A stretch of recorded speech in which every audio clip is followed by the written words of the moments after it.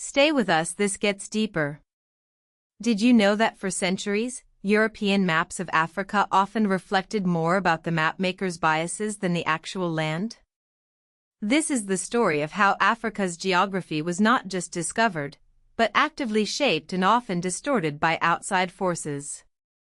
We'll journey through time, examining maps not just as tools of navigation, but as instruments of power, trade, and ultimately, control.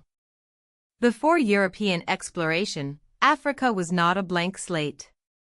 Complex trading networks crisscrossed the continent, kingdoms rose and fell, and indigenous knowledge of the land was passed down through generations.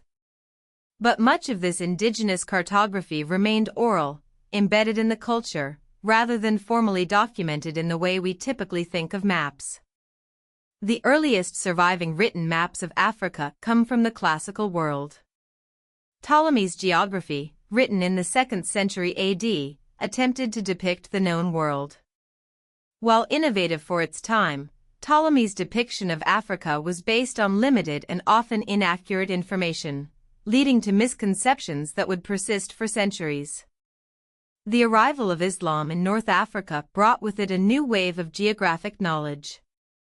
Arab scholars like al-Idrisi, in the 12th century, compiled maps that incorporated information from traders and travelers, providing a more detailed picture of the region, especially the trans-Saharan trade routes.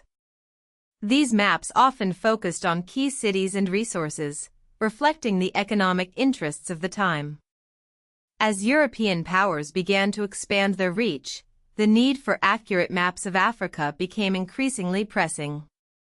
The Portuguese were among the first to explore the African coast, and their voyages led to the creation of nautical charts that were essential for navigating the treacherous waters.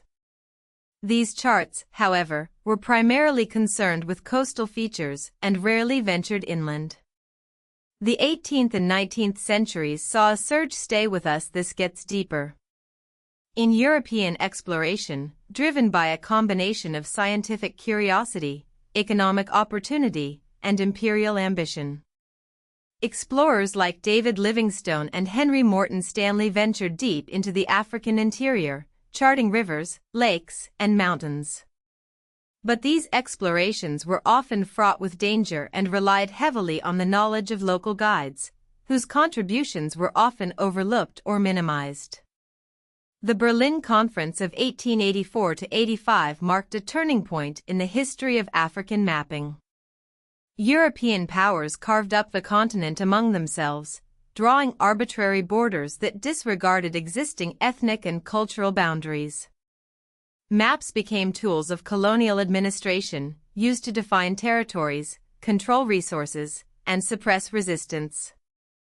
The maps produced during this era often reflected the biases and assumptions of the colonizers. Indigenous place names were replaced with European ones, and the focus was on highlighting resources that could be exploited.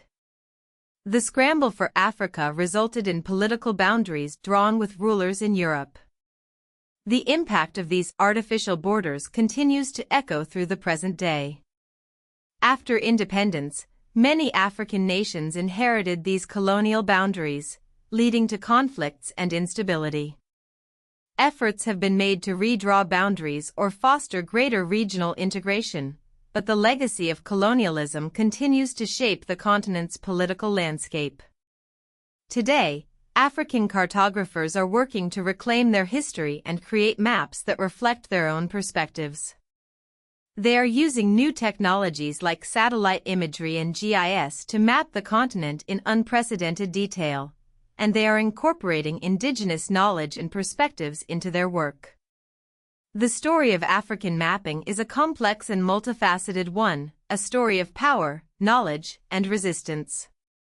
By understanding the history of maps, we can gain a deeper appreciation of the forces that have shaped the African continent and the challenges it faces today. Subscribe to Punai Afrik for more African history and wealth wisdom. Follow for more untold African stories.